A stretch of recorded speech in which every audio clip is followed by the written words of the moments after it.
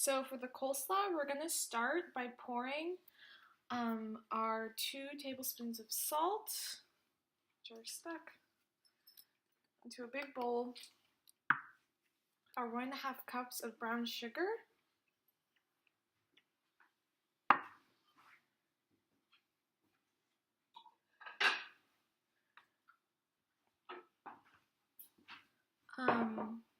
the 1/4 cup of lemon juice, and the 1/4 cup of water into the 2 cups of apple cider vinegar. And then we're going to mix everything together until it all dissolves. So for the coleslaw, we want to start by chopping up our cabbage, and we're going to have 2 cups of chopped cabbage. So I like to start by cutting it in half.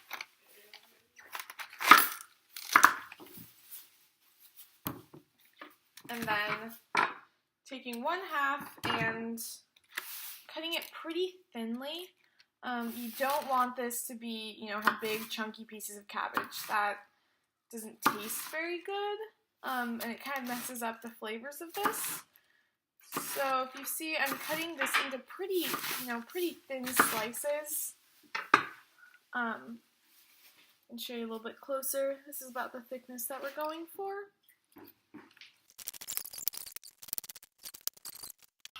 And then I'm going to measure out 2 cups of this cabbage and tightly pack it. And then I'm going to set that aside. So we're going to need 3 cups of shredded apples, which is roughly 3 apples. And we're actually going to shred them in the food processor. So, take the stickers off of these. We're going to cut them into a few pieces. And then we're going to add the apples into the food processor. And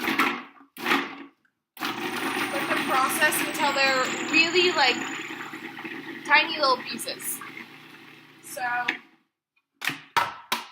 the food processor in the cafe might take a little bit longer. This is a really high-powered one. But they look roughly about that size. And then we're going to take them out and measure them after they've been chopped up. So I've measured out the apple and I've added it to our big container. And just to note, I'm actually only making half of the recipe right now because I can't eat that much coleslaw. So when you're making this, it's going to be a bigger amount. So we're going to need 2 cups of shredded carrots.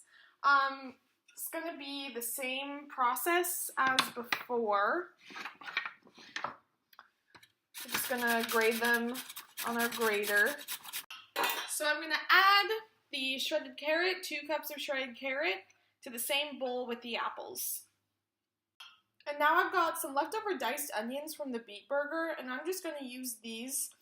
So it's the same tiny uniform sizes. And we're going to add 1 cup of these to that mixture with the carrots and the apple. And now we're back to the food processor. Just attach the blade. And I've got the cabbage that we started off by chopping. We're going to process it really, really briefly. We don't want, to have really fine shreds. We just want them to be a little bit looser, a little bit smaller. And so again, I'm only making half of this recipe. When you're making it, you're going to want to process the cabbage in 2 separate batches because we do not want to overfill the processor. It won't work. It'll mess up the texture. You always want it about 3/4 full is about as high as you want to go with this. And then I'm going to just mix this around a little bit. Pour it over the cabbage and mix it around. So this is how it looks.